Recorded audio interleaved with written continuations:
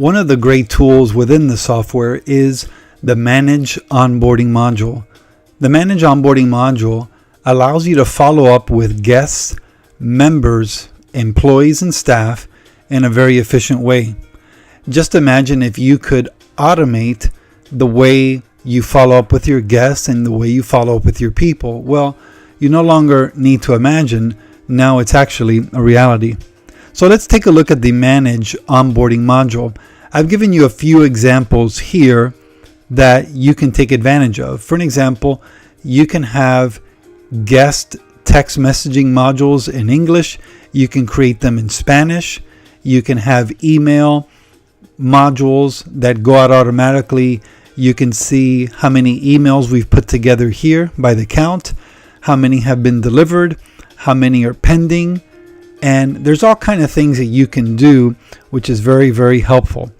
Now let's take a look at the onboarding module from the beginning. If you click on Start Onboarding, you'll notice here that you have a couple of spaces. You enter the campaign name. If you have an email, you can email the email subject here. If you have a campus, you can enter the name of the campus here. You want to enter the frequency of your email or your text message, daily, weekly, or monthly. We recommend that you don't email or text message your guests, in particular, more than once a week. It can become annoying and you don't want them to complain or get upset. So the communication type in this example will be email. You can select a start date. You can select a specific time you want that first email to go out. So let's say they came on Sunday the 17th and I want this email to go out on Saturday, and I can just change it here to 10:30 a.m. is an email.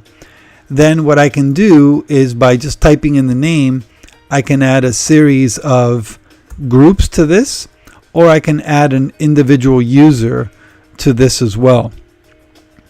Now, leader is somebody who would be following up with them.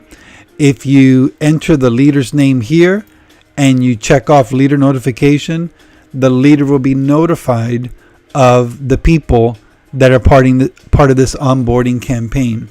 Reminder, you want to leave that checked. That simply means it will go out, the reminder, whether it's a text message or whether it's an email. On your email campaigns, you automatically have a hello and the name of the first person. If you want to remove that, you just check here and it will remove it. If you have email templates, you can use email templates. If you don't want to use them, the default is to have them removed. If you have an image within your email or within your text message, you can decide if you want that to be small, medium, or large. So then the question becomes, okay, how do you add a module? So in this case, we're going to click on the Add Module. Here is day one because we selected daily. If we change this to weekly, notice that's going to change to week one. We would simply enter here the information. I'm just going to type in test email. And then here below would be the individual subject for this particular email. Okay. If I need to attach an image, MP4, MPEG PDF file, I would click here. If I have several blocks that I'm adding, here's a second block, but I want to remove one, and just select remove, and that will remove either the first one or the second one, whichever one I choose.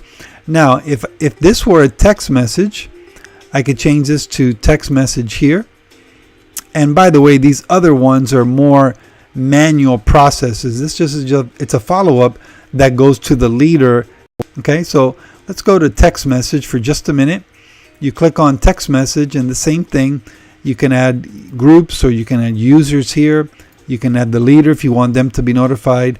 And then here where it says add module, week one, this would be your text message. You don't have to worry about a subject for your text message. Then week two, click on the plus sign. You can add your text message here. And once you do that, you would select create. Once you select create, let's go back to the onboarding page for just a minute. Then you would see this. So let's say, for an example, you or you've created an onboarding campaign for, let's say, 8 weeks in this particular example, and you've delivered one, and at the end of the 8 weeks, it'll say 8 delivered. But instead of creating the entire campaign from scratch, all you have to do is come here, copy the campaign, and you're going to notice the screen's going to shift a little bit. And then once you copy the campaign, all you really have to do is rename it. I'm just going to put here rename.